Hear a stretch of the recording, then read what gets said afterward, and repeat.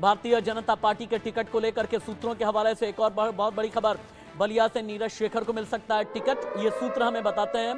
गाजियाबाद से अतुल गर्ग का नाम फाइनल हो सकता है। बीजेपी की नई लिस्ट को लेकर के पहली खबर, एक्सक्लूसिव स्टोरी ब्रेक कर रहा है इंडिया न्यूज। पीलीभीत से जितिन प्रसाद को मिल सकता है टिकट, यानी वरुण का पत्ता कटेगा, जितिन प्रसाद को टिकट मिलेगा। हाथरस से अनूप वाल्मीकि का नाम सबसे आगे बताया जा रहा है, और अलीगढ़ से सतीश गौतम, बदायूं से शाक्य, जयपुर शहर से पूजा कपिल मिश्रा, जयपुर ग्रामीण से राव राजेंद्र या फिर तेज सिंह राठौड़, सुल्तानपुर से मेनका गांधी, मुरादाबाद से सर्वेश, संभलपुर से धर्मेंद्र प्रधान, पुरी से संबित पात्रा, भुवनेश्वर से अपराजिता सारंगी।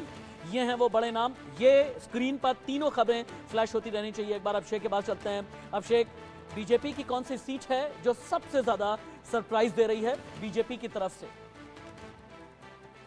बिल्कुल, अगर पहले फेज की बात करें राकेश जी, तो जिन 8 सीटों पर नॉमिनेशन 27 तक होने हैं, उनमें पीलीभीत सबसे हॉट सीट है। पीलीभीत को लेकर ये कहा जा रहा है कि वरुण गांधी की सीट अभिषेक, यहीं से अपनी बात आगे बढ़ाइएगा। खबरें बहुत तेजी के साथ में ब्रेक होती जा रही हैं। डेवलपिंग स्टोरी यह है कि बीजेपी टिकट मंथन से जुड़ी बिग ब्रेकिंग है। उत्तर प्रदेश की कुछ सीट पर मंथन अभी रोक दिया गया है। रायबरेली, मैनपुरी, बलिया, गाजीपुर पर मंथन रोका गया। केसरगंज समेत कुछ सीट को किया गया होल्ड। जल्द ही इन सीटों पर नामों को किया जाएगा फाइनल। मुझे मेहंदी गर्ग बताएंगी, रायबरेली, मैनपुरी, बलिया, गाजीपुर को होल्ड क्यों किया गया है? मेहंदी गर्ग।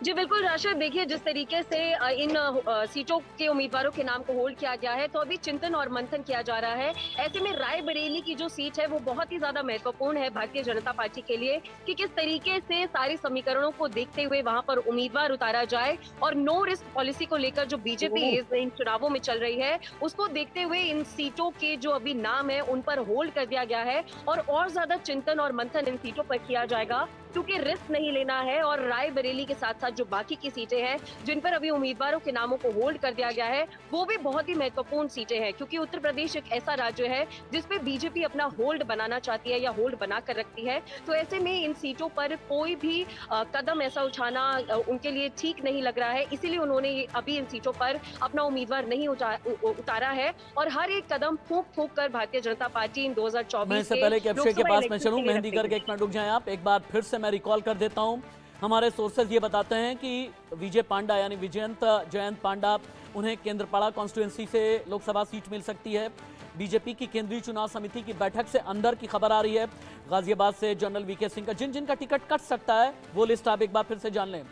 गाजियाबाद से जनरल वीके सिंह, बलिया से वीरेंद्र सिंह मस्त, हाथरस से राजवीर दिलेर, पीलीभीत से वरुण गांधी, प्रयागराज से रीता बहुगुणा, जयपुर से रामचरण बोहरा, गंगानगर से निहाल चंद, बदायूं से संघमित्रा मौर्य, इनका टिकट कट सकता है। सीधे एक बार फिर से अभिषेक के पास में चलते हैं। अभिषेक, गाजियाबाद, बलिया, हाथरस, पीलीभीत, प्रयागराज और बदायूं की सीट क्या फंसी हुई है? सीधे तौर पर कहा जाए तो बदायूं की बात जो आप कर रहे हैं, संघमित्रा मौर्य हिस्से का टिकट कटना, स्वयं प्रसाद मौर्य के भागी केवल न सिर्फ भारतीय जनता पार्टी बल्कि सपा नहीं देखे, और इसके बाद ये बिल्कुल तय है कि संघमित्रा मौर्य का टिकट कटना बिल्कुल फाइनल है। और इसी के साथ पीलीभीत को लेकर अगर कहा जाए, अभिषेक आपकी आवाज ठीक नहीं आ रही है। अभिषेक, पंकज, मेहंदी गर्ग, अभी के लिए बहुत बहुत शुक्रिया। जितनी भी इनसाइड स्टोरी होगी आपके जरिए बीजेपी की नई लिस्ट को लेकर के अपने दर्शकों तक हम पहुंचाते रहेंगे।